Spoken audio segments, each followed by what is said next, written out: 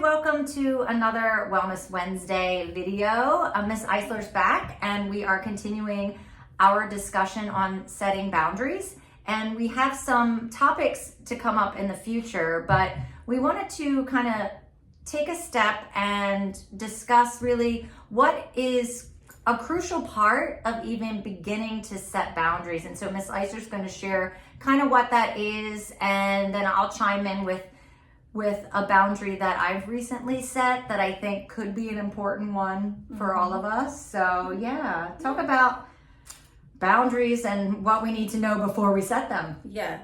So me and Ms. Bucklin were talking about how in order to set boundaries, we have to understand first and know how we're feeling, right? We have to be self-aware.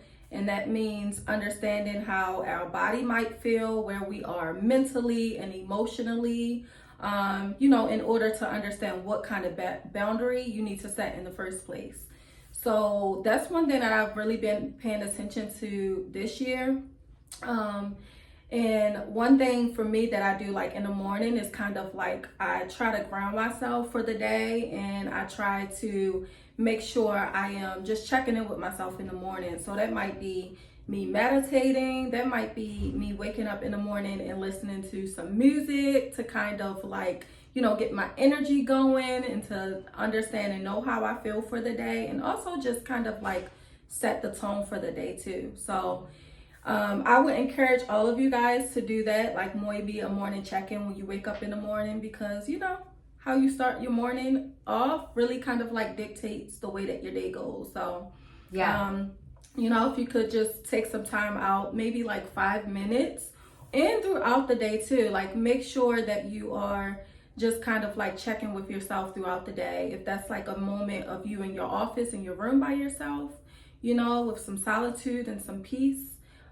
We don't really realize how much we're absorbing throughout the day, doing this work. So that's something that I've been doing, just to kind of be mindful and checking in with myself to see and know what boundaries I need to set. Yeah, and we have to be purposeful with those actions instead of like noticing and reacting to what we're doing. And one of the boundaries that I set, like I started noticing that I was having like a physical body reaction, physically, but also mentally and emotionally. Like I kind of fell into a pattern of using social media as a stress reliever. So you come home or maybe you find yourself with a free moment, and like instead of pausing, right, and taking a breath and checking in with yourself, our reactive state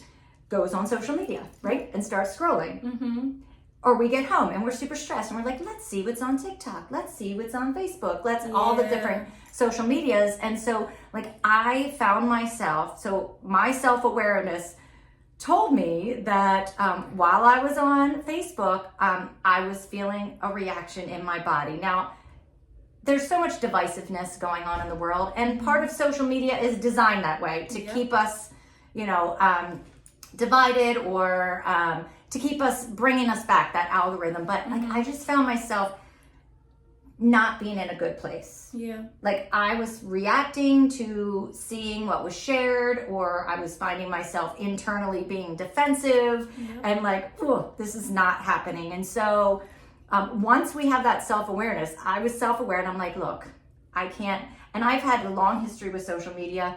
I did social media marketing for some time. Like I've had healthy relationships and not healthy relationships, but I'm self-aware to know that it came to a point where it was hurting me and not benefiting me. So I made the decision, and I know myself, I can't just say I'm not going to do it. You have to take those actions. I have to take an action steps. Like I had to literally, March 1st, I deleted all the social media off my phone. Yeah.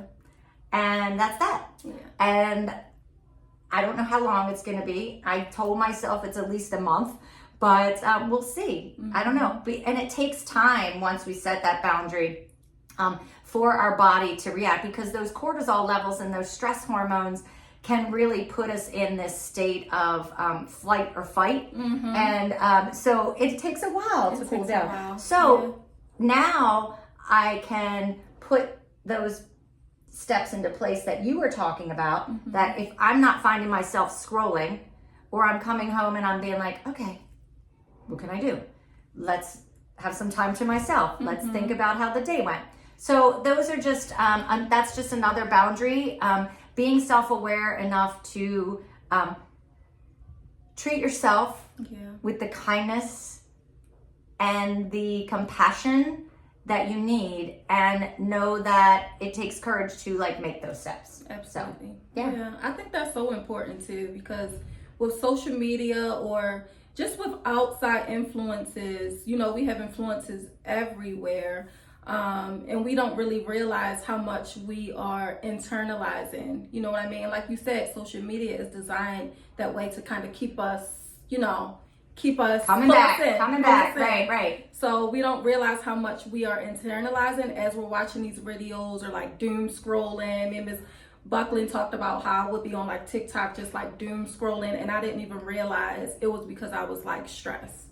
So yeah, sure. I think that's so important. So self-awareness, in order to take purposeful action to what you need as far as a boundary you can set. And so thanks for letting us share. We'll come back next week and maybe talk about another boundary that we can encourage you to set. And please reach out to us if this resonates. If you have a boundary that you've set in place that you'd like us to share, we want to know. So, all right, have a great day, everybody. Bye.